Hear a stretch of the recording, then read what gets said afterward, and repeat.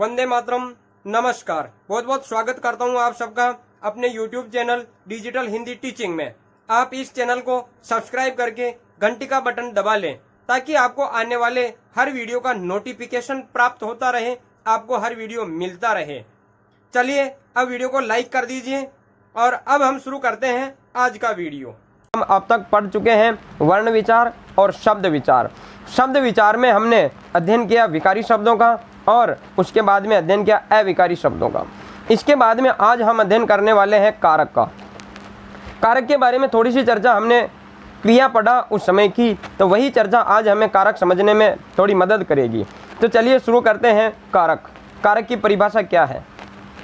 वाक्य में प्रयुक्त संज्ञा या सर्वनाम के जिस रूप से उनका अर्थात संज्ञा या सर्वनाम का क्रिया के साथ संबंध ज्ञात होता है, संज्ञा या सर्वनाम के उस रूप को कारक कहते हैं। ये कारक की परिभाषा। और इसके बाद में अब हम देखते हैं विभक्ति चिह्न किसे कहते हैं।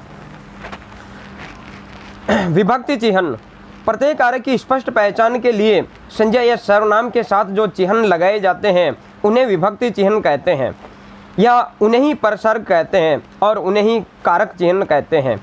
इसके बाद में हम देखते हैं कुछ विशेष तथ्य जो हमें कारक समझने में मदद करेंगे। तो इन विशेष तथ्यों को हम एक बार देख लेते हैं। देखिए, सबसे पहला विशेष तथ्य क्या है? प्रत्येक कारक का अपना निश्चित विभक्ति चिन्ह होता है। प्रत्येक कारक का अपना निश्चित विभक्ति चिन्ह होता है और यदि दो कारकों का विभक्ति चिन्ह समान हो तो वाक्य में उनका व्यवहार अलग अलग होता है। अर्थात प्रत्येक कारक का अलग निश्चित विभक्ति चिन्ह होगा, लेकिन अगर दो कारकों के विभक्ति चिन्ह समान हो गए तो वाक्य में उनका कार्य भी अलग अलग होगा। दूसरा देखिए, एक वाक्य में एक से अधिक कारकों का प्रयोग किया जा सकता है, लेकिन एक स्थान पर एक से अधिक का कभी नहीं होगा प्रयोग। अर्थात एक वाक्य में कई कारकों का प्रयोग किया जा सकता है, लेकिन एक स्थान पर केवल एक ही कारक का प्रयोग होता है। और तीसरा विशेष तथ्य देखिए, सभी कारक या तो संज्ञा पद या सर्वनाम पद होते हैं। इसके अलावा और कोई तीसरा होता नहीं है। कारक या तो संज्ञा होंगे या फिर सर्वनाम होंगे। चौथा विशेष तथ्य देखिए, संज्ञा पदों के साथ में विभक्ति चिन्हों का स्वतंत्र प्रयोग होता है। अर्थात संज्ञा पद के साथ में अगर विभक्ति चिन्ह लगाया जाएगा तो संज्ञा पद से स्वतंत्र या अलग लगाया जाएगा, और सर्वनाम पदों के साथ में संयुक्त रूप से विभक्ति चिन्हों का प्रयोग होता है। सर्वनाम के साथ में मिला हुआ और संज्ञा के साथ में अलग से इनका प्रयोग होता है। और देखिए, पांचवा विशेष तथ्य, कर्ता से लेकर अधिकरण कारक तक। कर्ता से लेकर अधिकरण कारक तक वाक्यों में जहां इनकी विभक्ति लिखी होती है, ठीक उससे पहले वाला शब्द ही उस विभक्ति का कारक होता है। अर्थात विभक्ति चिन्ह से पहले वाला शब्द ही उस विभक्ति चिन्ह का कारक होता है। संबोधन कारक में इसका उल्टा होता है, विभक्ति चिन्ह के बाद में उसका कारक होता है। चलिए अब हम देखते हैं कारकों के भेद। यह कारकों के भेद हमने क्रिया पढ़ी उस समय भी देख लिए थे, एक बार फिर से देख लेते हैं। आप जानते हैं इसमें हम ज़्यादा समय नहीं लगाएंगे। ये कारक और इधर विभक्ति चिन्ह। तो कर्ता ने, कर्ता का विभक्ति चिन्ह ने, कर्म का विभक्ति चिन्ह को, करण से और के द्वारा, संप्रदान के लिए, अपादान से अलग होने के अर्थ में मैं बात कर रहा था दोस्तों इसी की। यहाँ दो कारकों के विभक्ति चिन्ह समान हो गए, करण का भी से है और अपादान का भी से है, तो यहाँ पर माध्यम के रूप में कार्य करेगा और यहाँ अलग होने के अर्थ में काम करेगा। फिर देखिए, संबोधन कारक के चिन्ह है का, के, की, रा, रे, री और ना, ने, नी। अधिकरण कारक में, पे, पर और संबोधन कारक हे, अरे, ओ। ये कारकों के भेद थे। इसके बाद में अब हम इनका अलग अलग अध्ययन करने वाले हैं। तो सबसे पहले हम कर्ता कारक का अध्ययन करेंगे, तो जिसका विभक्ति चिन्ह है ने। तो शुरू करते हैं कर्ता कारक। कर्ता कारक का विभक्ति चिन्ह ने। वाक्य में संज्ञा या सर्वनाम पद जो कि कार्य या क्रिया कर रहा है वह कर्ता कारक कहलाता है। उदाहरणों के माध्यम से हम समझते हैं। राम ने पुस्तक खरीदी। अब विभक्ति चिन्ह ने, और हमने विशेष तथ्य में बात की थी कि विभक्ति चिन्ह से पहले वाला शब्द ही उसका कारक होता है। तो यहाँ हमें विभक्ति चिन्ह दिखाई दे रहा है ने, तो ने से पहले वाला शब्द ही इस ने विभक्ति का कारक है और ने विभक्ति है कर्ता की। तो इससे पहले वाला शब्द ये राम, राम कर्ता कारक हो गया। तो राम ने पुस्तक खरीदी। सोहन ने मोहन को पीटा। ने से पहले सोहन है और ने विभक्ति है कारक की, तो कर्ता कारक हो गया ने, यह सोहन। राधा ने श्याम को पुकारा, राजू ने केला खाया, कृष्ण ने कंस को मारा।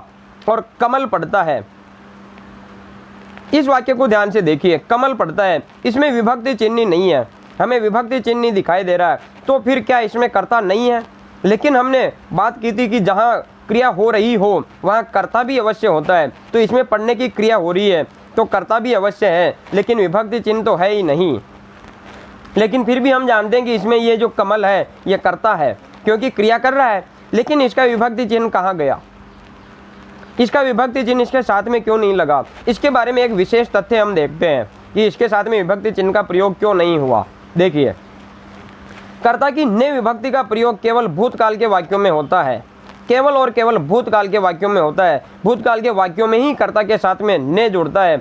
वर्तमान काल और भविष्य काल के वाक्यों में ने विभक्ति का प्रयोग नहीं होता है। उदाहरण देखिए, जैसे लता खाना बनाती है, तो ये वर्तमान काल का वाक्य है। अगर इसमें हम ने जोड़ दें तो ये तो वाक्य ही अशुद्ध हो जाएगा। हम ऐसा नहीं कह सकते लता ने खाना बनाती है, क्यों? क्योंकि वर्तमान काल का वाक्य है, इसके साथ में कर्ता की विभक्ति का प्रयोग ही नहीं होगा। तो फिर क्या इनके साथ में, इस कर्ता के साथ में विभक्ति नहीं होगी? क्या इस कर्ता की विभक्ति ही नहीं है क्या? नहीं, ऐसा नहीं है। कर्ता की तो विभक्ति ने ही होती है और कोई दूसरी विभक्ति होती नहीं है, लेकिन यहाँ पर ये लुप्त रहती है। इसकी विभक्ति भी नहीं है, लेकिन वर्तमान काल के वाक्य में और भविष्य काल के वाक्यों में विभक्ति का प्रयोग नहीं होता है, लुप्त रहती है, जबकि इसकी विभक्ति ने ही है। उदाहरण देखिए, सुरेंद्र पत्र लिखता है, बच्चा रोता है, घोड़ा दौड़ता है, नरेश विद्यालय जाएगा, यह भविष्य काल का वाक्य है, इसमें भी ने विभक्ति का प्रयोग नहीं होगा। रमा खेत पर जाएगी, यह भी भविष्य काल का वाक्य है। तो हमने जाना कि केवल भूतकाल के वाक्यों में ही कर्ता की ने विभक्ति का प्रयोग होता है और वर्तमान काल और भविष्य काल के वाक्यों में ने विभक्ति का प्रयोग नहीं होता है। चलिए, इसके बाद में हम देखते हैं कर्म कारक। कर्म कारक का विभक्ति चिन्ह है को। इसके बारे में हम जानते हैं कर्म कारक क्या है। वाक्य में जिस संज्ञा या सर्वनाम पद पर क्रिया अपना प्रभाव डालती है उसे कर्म कारक कहते हैं। अर्थात जो भी संज्ञा या सर्वनाम पद होगा जिस पर क्रिया का प्रभाव पड़ रहा होगा वही कर्म कारक कहलाता है। उदाहरण देखिए, शिकारी ने हिरण को मारा। ने से हमें यहाँ पता चल रहा है इससे पहले वाला शब्द कर्ता हो गया, क्योंकि ये ने कर्ता की विभक्ति है तो शिकारी तो कर्ता हो गया, लेकिन हिरण को मारा तो को से पहले वाला कर्म कारक हो जाएगा। क्यों? को किसकी विभक्ति है? कर्म कारक की विभक्ति है, तो को से पहले वाला शब्द ही इसमें कर्म कारक है। तो हिरण को मारा तो हिरण क्या हो गया? कर्म कारक हो गया। और उदाहरण देखिए, रमेश ने चोर को पीटा। तो रमेश तो कर्ता हो गया क्योंकि ने से हमें पता चल रहा है और को से हमें पता चल रहा है कि चोर क्या है? यहाँ कर्म कारक है। राधा ने श्याम को पुकारा तो श्याम कर्म कारक हो गया। अध्यापक ने छात्रों को डांटा। किसको डांटा? छात्रों को डांटा। डांटने वाले कौन? अध्यापक। अध्यापक कर्ता और छात्रों को डांटा को से हमें पता चल गया कि ये क्या है? छात्र जो है ये कर्म कारक है। मोहन ने अखबार पढ़ा। अब इसमें देखिए कर्म कारक का विभक्ति चिन्ह का प्रयोग ही नहीं हुआ, तो क्या इसमें कर्म कारक है ही नहीं? नहीं, ये अखबार कर्म कारक है, तो फिर इसका विभक्ति चिन्ह कहाँ गया? तो इसके बारे में एक विशेष बात हम देखते हैं। सजीव कर्म के साथ में को कर्म कारक की को विभक्ति का प्रयोग होता है और निर्जीव कर्म के साथ में कर्म कारक की को विभक्ति का प्रयोग नहीं होता है। सजीव कर्म के साथ में ही कर्म कारक की को विभक्ति का प्रयोग होगा और निर्जीव कर्म के साथ में कर्म कारक की को विभक्ति का प्रयोग कभी नहीं होता है। उदाहरण देखिए, राम ने रावण को मारा।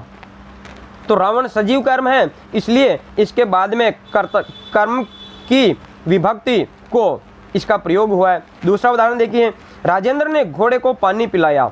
इस वाक्य में देखिए घोड़ा सजीव है इसलिए को का प्रयोग हुआ, लेकिन पानी निर्जीव कर्म है। अब ये कर्म है कि नहीं है ये भी देखिए। हमने क्रिया में पढ़ा था सकर्मक और अकर्मक की पहचान करना। क्या से प्रश्न पूछेंगे और किसको? दो प्रश्न पूछेंगे। तो यहाँ देखिए क्या पिलाया? पानी पिलाया, तो ये तो कर्म है और निर्जीव कर्म है, इसलिए को विभक्ति का प्रयोग इसके साथ में नहीं हुआ। और उदाहरण देखिए, न्यायाधीश ने अपराधी को मृत्यु दंड दिया। किसको दिया? अपराधी को। अपराधी सजीव है इसलिए सजीव कर्म है, इसलिए को विभक्ति का प्रयोग हुआ। और मृत्यु दंड ये निर्जीव कर्म है। क्या दिया? मृत्यु दंड दिया। तो ये निर्जीव कर्म है, इसलिए इसके साथ में कोई विभक्ति का प्रयोग नहीं हुआ।